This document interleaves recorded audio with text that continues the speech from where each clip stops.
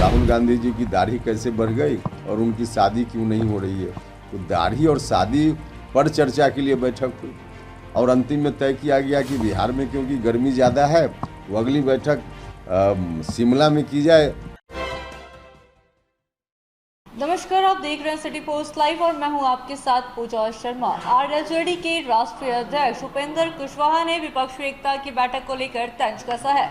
बता दें आपको कि उपेंद्र कुशवाहा का कहना है कि विपक्षी एकता की बैठक हुई तो उन्हें लगा कि कुछ काम की बात की जाएगी, लेकिन इस बैठक में तो राहुल की दाढ़ी और शादी पर चर्चा की गई।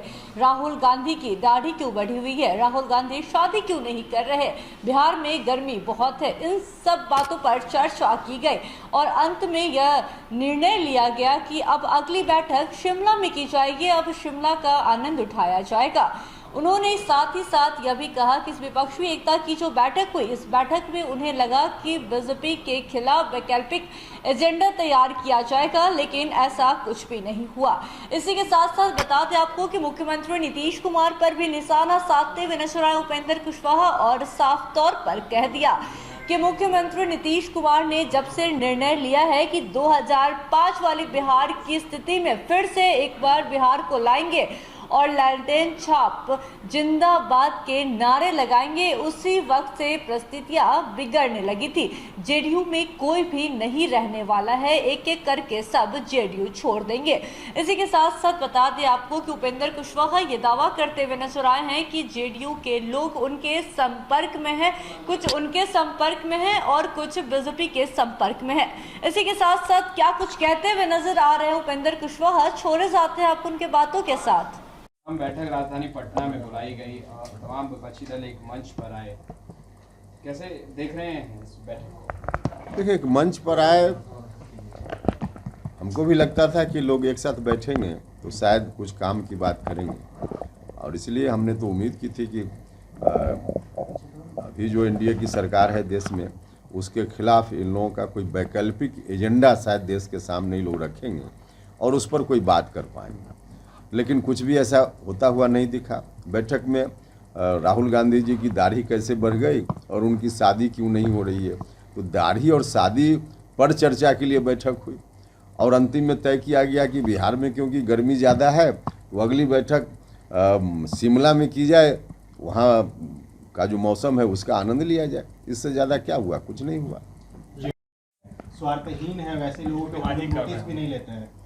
देखिए, हम किसी बयान के बारे में हमको जानकारी नहीं है, वो अलग विषय है, लेकिन जेडीयू के अंदर हमने बार बार कहा है कि सिर्फ फुटबॉल की स्थिति आगे आने वाले दिनों में और दिखेगी। वहाँ कोई भी एक दो अपवाद को छोड़ दीजिए तो जो भी बड़े नेता हों या नीचे के कार्यकर्ता, कोई जेडीयू के साथ नहीं रहने वाला है। सब लोगों को मालूम हो गया है कि जेडीयू का क्या हर्ष होना है। जिस दिन नीतीश कुमार जी ने निर्णय ले लिया कि हम अब लालटेन छाप जिंदाबाद करेंगे, बिहार को हम उसी खौफनाक स्थिति में फिर से पहुंचाएंगे जहां 2005 के पहले बिहार था, तो उस परिस्थिति में कौन उस पार्टी में रहने वाला है। तो इसलिए इस स्थिति के कारण आज किसी का बयान, कल किसी का बयान सुनिएगा तो बारी बारी से सब लोग वहां से हटने वाले हैं, हटेंगे, जाएंगे। विपक्षी एकजुटता की कवायद चल रही है, लेकिन बिहार में जेडीयू इस तरह की दिख रहा है बयान अंदर। एक विपक्षी एकता की कवायद तो दिखाने के लिए है। नीतीश जी को भी मालूम है, महागठबंधन के लोगों को मालूम है कि सबसे अधिक दुर्गति अगर देश भर में कहीं महागठबंधन की होगी आगामी चुनाव में तो बिहार में होगी, सबसे अधिक दुर्गति, यह मालूम है सब लोगों को। इसलिए वो कवायद कुछ भी लोग दिखाने के लिए करें, बिहार में तो यही हर्ष होना है। क्या जज्बा बात को दोहरा रहे, तो क्या लगता है ये जो गुटबाजी की बातें लगातार निकलकर सामने आ रही है, तो क्या अंततः जेडीयू जो है वो बिखरेगी? हाँ, तमाम नेता सब लोग कहीं ना कहीं ठिकाना ढूंढ चुके हैं और बीच में मेरे हटने के बाद भी तो कई लोग वहाँ से हटे। तो आप देखते जाइए ना, यह सिलसिला रुकने वाला नहीं है और अंततः जेडीयू में कुछ नहीं बचने वाला है, सिर्फ औपचारिकता बाकी रह गई है। कौन कब हटेंगे, लेकिन सभी हटेंगे। कहा जा रहा है कि आपके संपर्क में जेडीयू के कई विधायक और सांसद हैं और बीजेपी के संपर्क में। हाँ, निश्चित रूप से। देखिए, हमने कहा कि लगभग सभी लोग कहीं ना कहीं अपना ठिकाना ढूंढ चुके हैं। कुछ लोग मेरे संपर्क में भी हैं, यह बात बिल्कुल सच है। भारतीय जनता पार्टी के संपर्क में भी कुछ लोग हैं, कुछ लोग और कहीं संपर्क में होंगे मतलब कुल मिला जुला कर जेडीयू में उन लोगों का भविष्य बिल्कुल डार्क दिख रहा है उनको, इसलिए अब वहाँ कौन रहेगा? तो कोई नहीं वहाँ रहने वाला है, तो कहीं ना कहीं संपर्क तो लोगों का है ही। अब कब कौन हटेंगे औपचारिक रूप से यह समय बताएगा, लेकिन संपर्क में है मेरे साथ भी और अलग अलग जगह पर। जेडीयू की विलय होने वाली है। हमने तो बार बार कहा है भाई कि इन लोगों ने जो गठबंधन की बात जब एनडीए से अलग होकर कर रहे थे नीतीश जी महागठबंधन के साथ, उसी समय एक डील हुई थी जिसकी चर्चा हम बार बार करते रहे। उस वक्त डील की चर्चा हमने की तो चीज़ें स्पष्ट नहीं थी, लेकिन धीरे धीरे बात तो अब लोगों के सामने में है।